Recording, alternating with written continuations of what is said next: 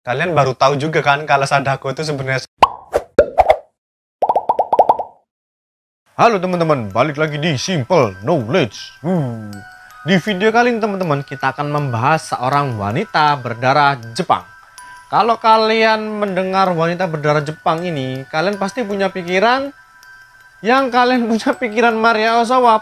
Pergi dulu sono, otaknya itu disapu dulu, dibersihin dulu, otak ngeres dulu, porno. Di video kali ini teman-teman, kita akan membahas seorang wanita rambutnya panjang, cakep, terkenal banget. Dan wanita ini bernama Sadako Yamamura. Nah, kalau kalian udah denger nama ini, pasti udah ada bayangan kan ini wanitanya kayak gimana. Tapi teman-teman, seperti biasa, sebelum masuk ke video, jangan lupa dukung kita dengan cara subscribe dan follow Instagram kita supaya kita lebih semangat dalam membuat video.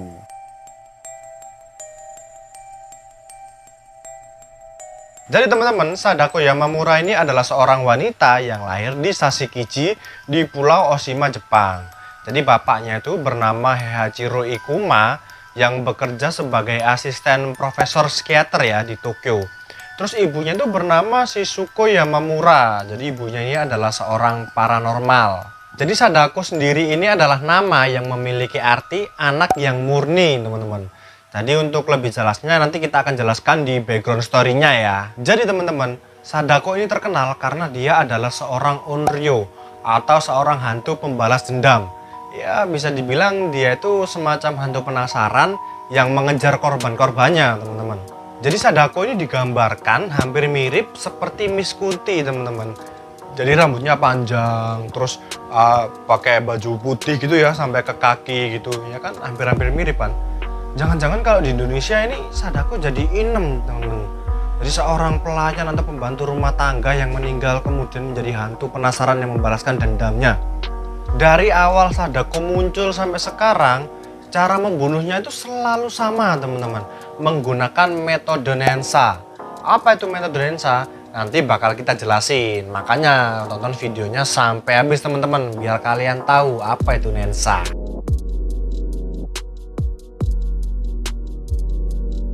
Jadi orang tua Sadako ini pertama kali ketemu tuh di Tokyo, teman-teman.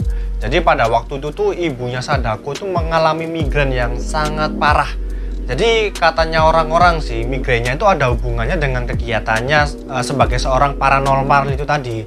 Karena ibunya Sadako ini kan seorang paranormal. Nah kebetulan pas ibunya Sadako ini masuk rumah sakit, di situ dia ketemu sama bapaknya Heihachiro Ikuma itu tadi. Dan dari situlah mereka mengalami hubungan terlarang dan terlahirlah Sadako ini. Jadi nama belakangnya dikasih nama Yamamura ya sebagai pengingat ibunya. Nah pas Sadako lahir, Sadako ini dititipin ke neneknya, teman-teman, di Pulau Oshima. Karena ibunya Sadako ini masih pengen tinggal berdua sama bapaknya Sadako itu. Nah pada saat Sadako ini berusia 8 tahun, ibu Sadako ini tadi tuh melakukan sebuah prediksi, teman-teman. Dan tapi ya prediksinya itu salah gitu loh. Jadi sebagai seorang paranormal yang sangat terkenal di Jepang waktu itu, si ibu Sadako ini merasa malu sekali, malu banget karena prediksinya itu salah, teman-teman. Nah karena prediksinya yang salah ini, pada zaman itu, pada waktu itu netizen tuh membuli ibunya tuh habis-habisan.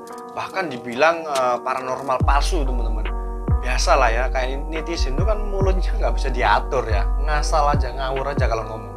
Nah habis kejadian itu, ibunya itu pulang ke tempat neneknya di Pulau Oshima itu, teman-teman. Dan di situ tuh dia kayak diliputi rasa malu, terus stres, terus takut gitu karena prediksinya tuh gagal kan. Nah akhirnya dengan stres yang berlebihan, ibunya ini bunuh diri, teman-teman, dengan cara loncat ke Gunung Mihara. Jadi gunung berapi yang masih aktif, teman-teman. Nah pada akhirnya Sadako ini sendiri tinggal bersama Takashi Yamamura, yaitu pamannya si Sadako ini, teman-teman. Sebenarnya teman-teman, sejak kecil nih Sadako ini memiliki kelebihan gitu loh. Mungkin dia ini memiliki bakat dari seorang ibunya yang paranormal. Nah pada usia 9 tahun si Sadako ini meramalkan kalau Gunung Mihara itu bakalan meletus, teman-teman. Nah nggak lama setelah itu beneran dong kejadian. Jadi Gunung Mihara ini benar-benar meletus. Tapi pada akhirnya teman-teman, Sadako sendiri ini menyembunyikan kekuatannya ini tadi, karena dia itu masih ngerasa trauma ya atas kematian ibunya itu tadi.